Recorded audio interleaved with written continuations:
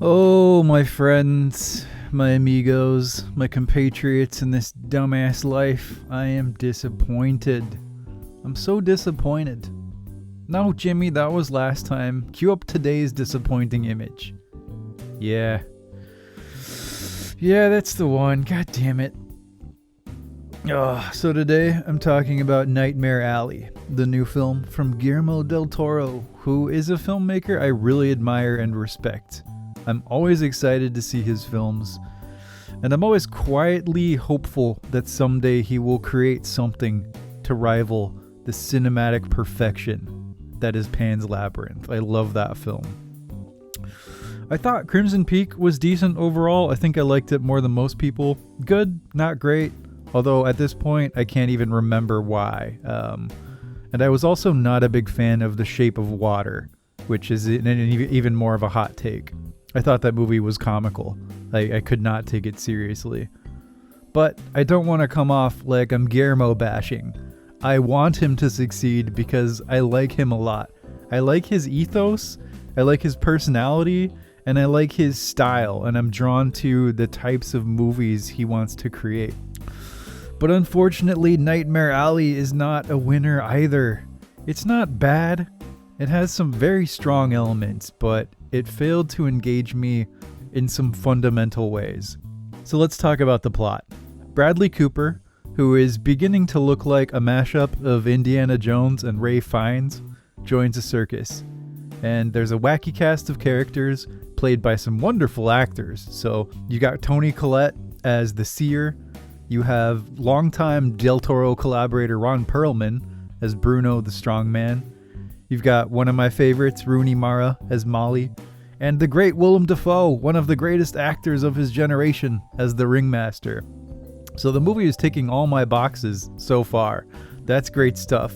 So Bradley Cooper learns what is called mentalism from one of the carnies, which is where you basically trick people into believing their grandpa's in the room watching over them and that sort of thing. And he and Rooney Mara eventually leave the circus to make their dreams come true and do their tricking people act, making them see their dead grandkids on a bigger stage.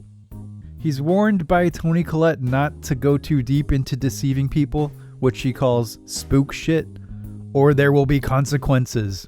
And the rest of the movie is just Bradley Cooper deceiving people and suffering the consequences. Really, that's it. As soon as you perceive Bradley Cooper's character is an amoral asshole, which doesn't take long, the movie just literally signposts exactly where the narrative will go, to the point where by the time it was half over, I knew the entire trajectory of the story right down to the exact way it would end. I kept hoping it would deviate from that, but it didn't. Now I have to reiterate something. I did like the acting and the filmmaking. They're both top-notch, and that's the reason I can't say this movie's bad. It's definitely what kept me going and kept me interested. Del Toro is in command of mood and lighting and shot composition, and there's some really cool visual symbolism at work. Stylistically, it's just like a fine display of why I like him as a director. Same with the actors, who, along with the ones I mentioned earlier, I have to include the absolute force that is Cate Blanchette. I don't know what makes her so amazing in everything, but she is just a force. And you also have one of my favorite character actors in there, Richard Jenkins. Everyone in the film is great, and watching them act and play off of each other is definitely what makes it interesting next to the direction.